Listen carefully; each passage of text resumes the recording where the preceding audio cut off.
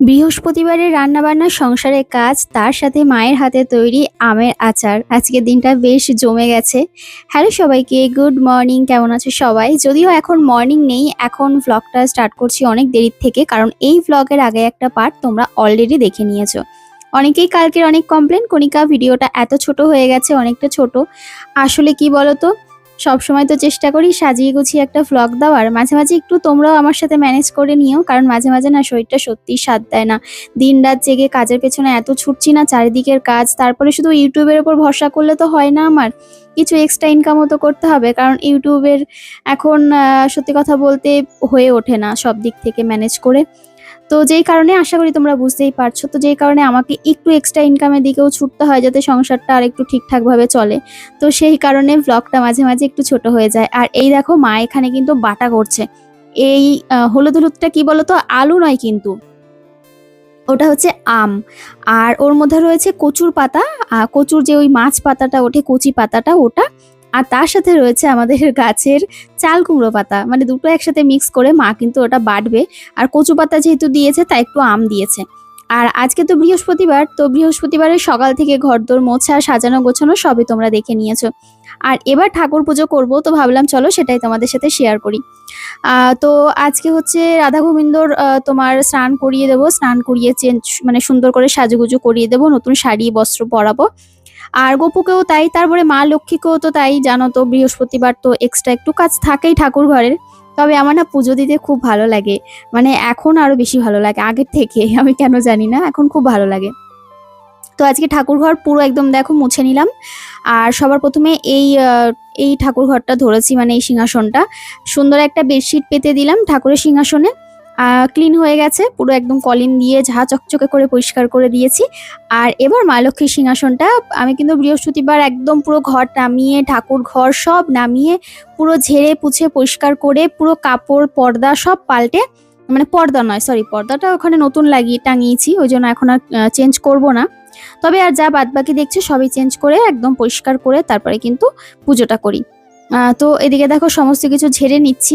আর এই যে ফুল ফুল মতো লাগানো আছে, এগুলোকেও ঝেড়ে নিচ্ছি। এগুলো না মাঝখানে একদিন ধুয়ে দিয়েছিলাম, তো ওই জন্য এখন অতটাও নোংরা নেই, পরিষ্কারই আছে, মানে নোংরাই নেই, পুরো পরিষ্কার।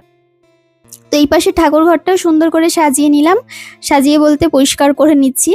আর কাঠ তো, কাঠের জিনিস তো একটু একটু দেখবে তাড়াতাড়ি করে নোংরা হয়। আর এদিকে যে সাদা সিংহাসন, এটাও তো খুব তাড়াতাড়ি, মানে পরিষ্কার না করলে দেখবে নোংরা জমতে জমতে জমতে জমতে কালো স্পট পড়ে যায়।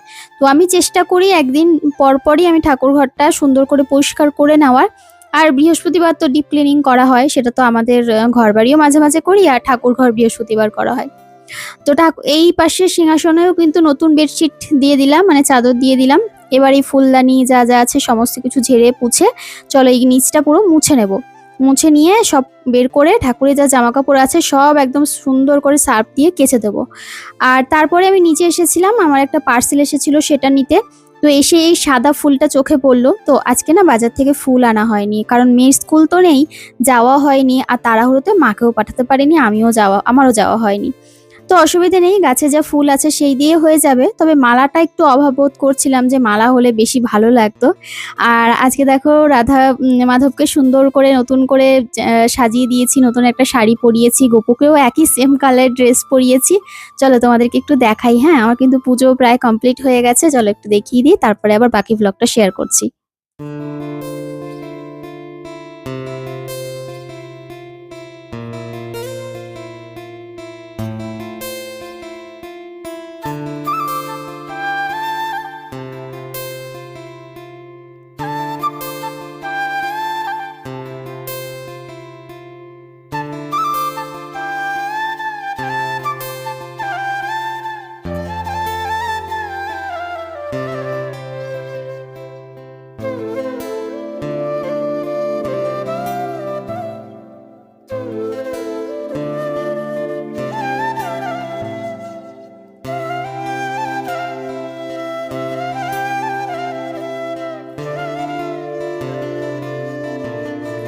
আজকের আমাদের দুপুরের মেনুতে ছিল, কালকে মা রান্না করেছিল এই উচ্ছের তরকারি, তো সেই তরকারিটা অনেকটা ছিল। তো জাল দিয়ে ঝোলটা শুকিয়ে আমি আর মা ওটা আর কি খেয়ে নিয়েছিলাম। তার সাথে ডাল ডাটা দিয়ে গাছের সেই কি বলে ডাটা হয়েছিল ছাদে, সেই ডাটা দিয়ে ডাল করা হয়েছিল আর পাতা বাটা।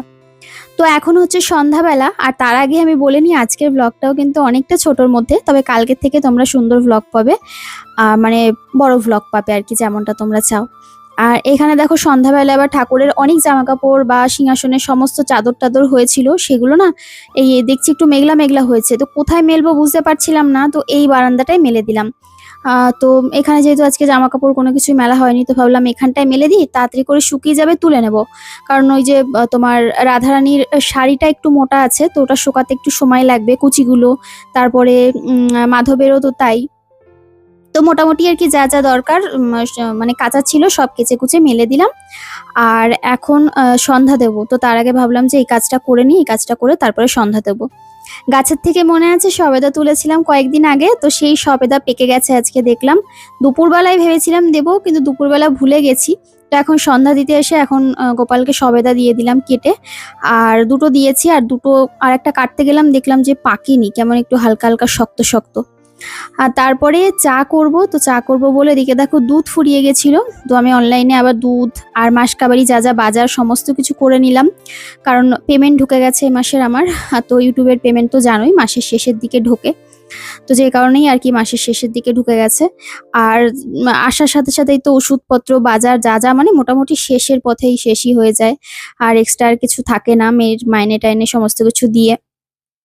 তো এদিকে এবার তোমার যা যা নিয়েছি কিনেছি সেগুলো এবার বের করে নিচ্ছি।